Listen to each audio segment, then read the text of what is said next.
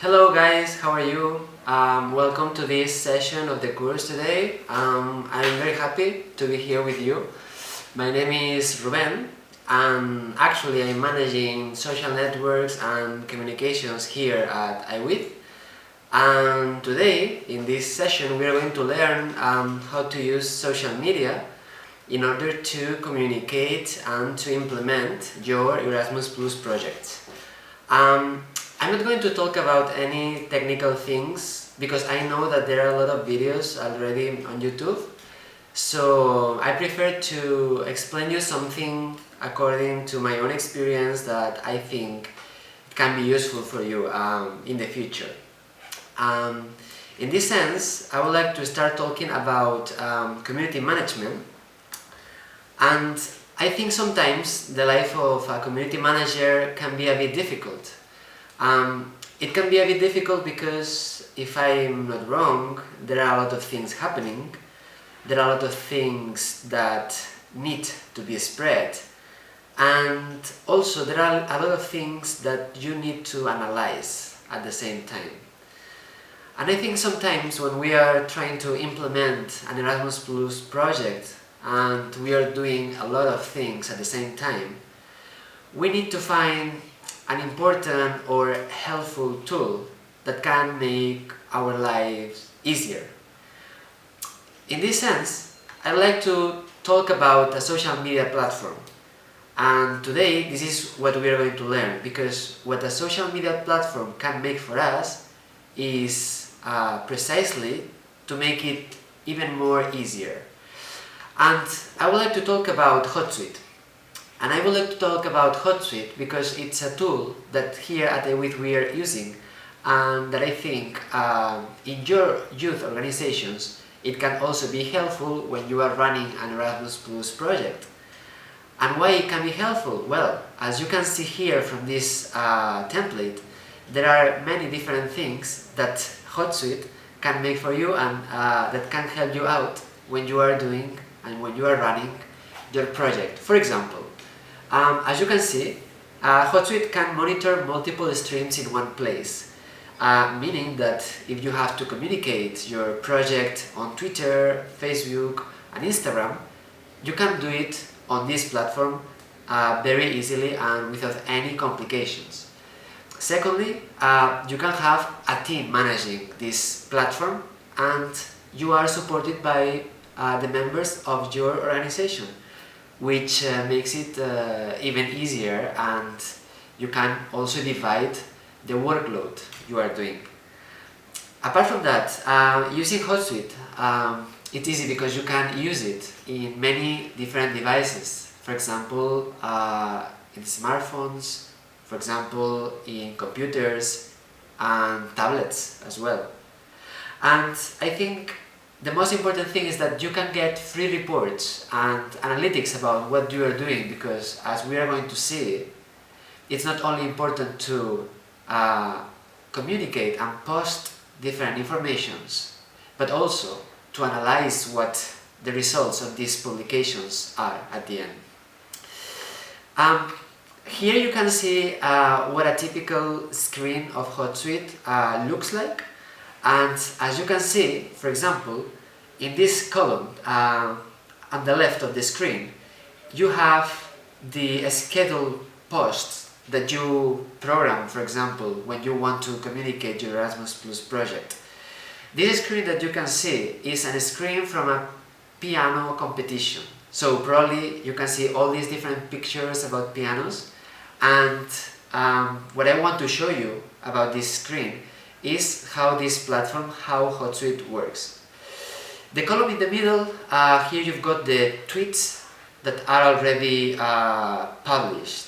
But as I said before, Hootsuite is not only about Twitter, it's also about Facebook, it's also about Instagram.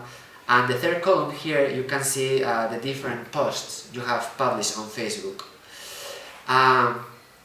Hootsuite is also useful because you can see which tweets, posts, or whatever information you want to share is scheduled to be shared. And this you can see it here on this fourth column. But also you can have quick and wide look of what your scheduled publications look like at the end.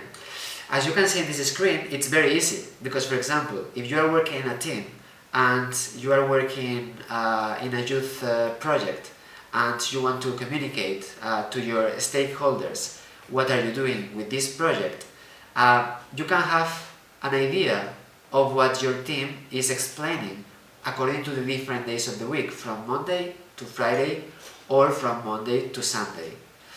And it's very visual, because it also makes you a general idea of what you are explaining.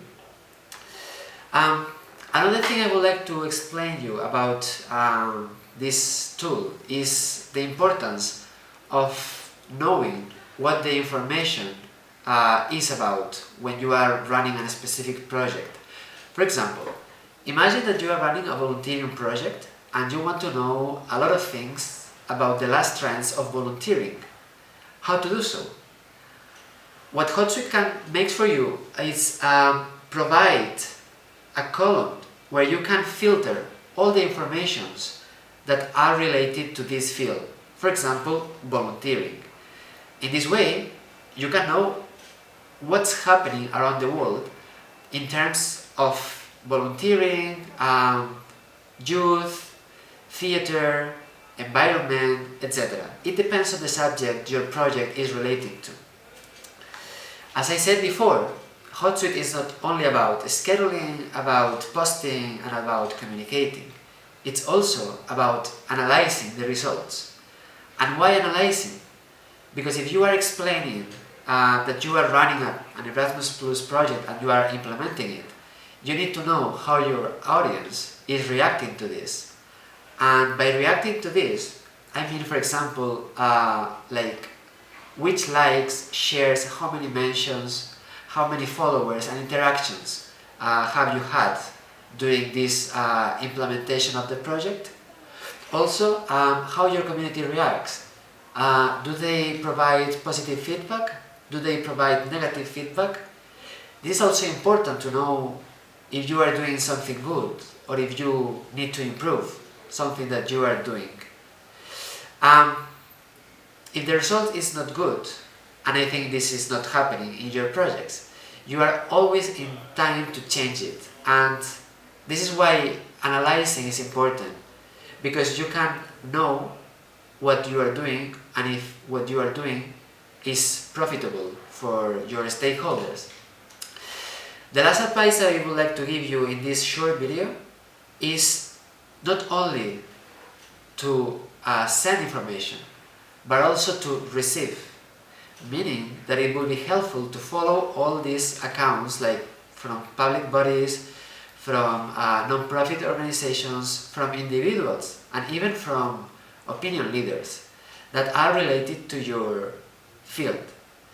Also, I think that by following this kind of people, you can get inspired, and you can also implement these ideas into your projects. And at the end, social networks is a matter of sharing knowledge. I think that this is more or less what I wanted to explain today in this short video, and I hope it has been nice for you and it has provided the information you needed. We're going to see each other soon, and we're going to keep talking about other things in the next video.